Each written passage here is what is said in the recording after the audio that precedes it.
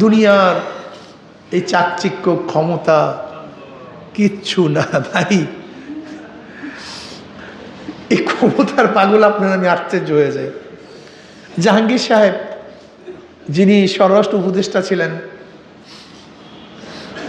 তিনি নিজে আলোচনা করছেন, আপনারা শুনছেন মনে হয় অনেকেই, বলে আমার ক্ষমতা যাওয়ার আগের দিন আমার গানমান আমাকে বলল যে স্যার আপনি যদি আমাকে বিদায় দিয়ে দেন আর একজন মন্ত্রীর গানমান হতে পারবো। আমি বললাম বাবা যাও। আমার ড্রাইভার বলতেছে স্যার যদি আমাকে বিদায় দিয়ে দেন আমি আর একজন মন্ত্রীর ড্রাইভার হতে পারবো। তুমিও চাও বাবা, সরকারি গাড়িও নাই, গানম্যানও নাই, ড্রাইভারও নাই, আমি একটা জিপে চড়িয়ে চলে আসছি। এই আপনাদের ক্ষমতার পাগল, এই ক্ষমতার পাগল, এই লালসের মধ্যে আপনারা আছেন, এই স্বপ্নের মধ্যে আপনারা আছেন। এগুলি কি চোখে পড়ে না? এগুলিকে আপনারা দেখেন না? আফালা তাতাফাক্কারুন আফালা তুবসিরুন, তোমরা কি দেখো না?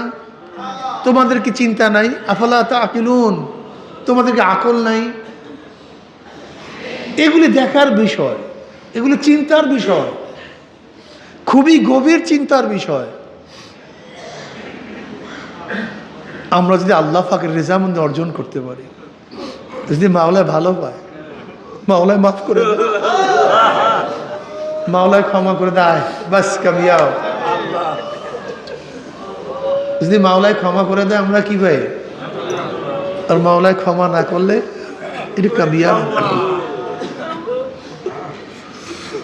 এইটা কামিয়াব না। কামিয়াবি দুনিয়ার বিজয়ের মধ্যে না, কামিয়াবি কামিয়াবি আখিরাতের সফলতার মধ্যে। আল আকিবাতুল লিল মুত্তাকিন, মুত্তাকিনদের জন্যই সব কিছুর ব্যবস্থা মুত্তাকিনদের জন্য, ঈমানকে মজবুত করে। দেখেন এটা সহজ কথা। নবী আলী সাল্লাল্লাহু আলাইহি ওয়াসাল্লাম বদরের ময়দানে গেছেন, মুনাফিক কিছু চিহ্নিত হয়ে বের হয়ে গেছে। নবী আলী সাল্লাল্লাহু আলাইহি ওয়াসাল্লাম উহুদের ময়দানে গেছেন, মুনাফিক কিছু চিহ্নিত হয়ে বের হয়ে গেছে। নবী আলী সাল্লাল্লাহু আলাইহি ওয়াসাল্লাম খন্দকের ময়দানে গেছেন, চিহ্নিত মুনাফিকরা বের হয়ে গেছে। নবী আলী সাল্লাল্লাহু তাবুকের ময়দানে গেছেন, আবার অনেক চিহ্নিত মুনাফিকরা বের হয়ে গেছে। কথা সত্য না মিথ্যা? এক একটা পর্যায়ে আসবে।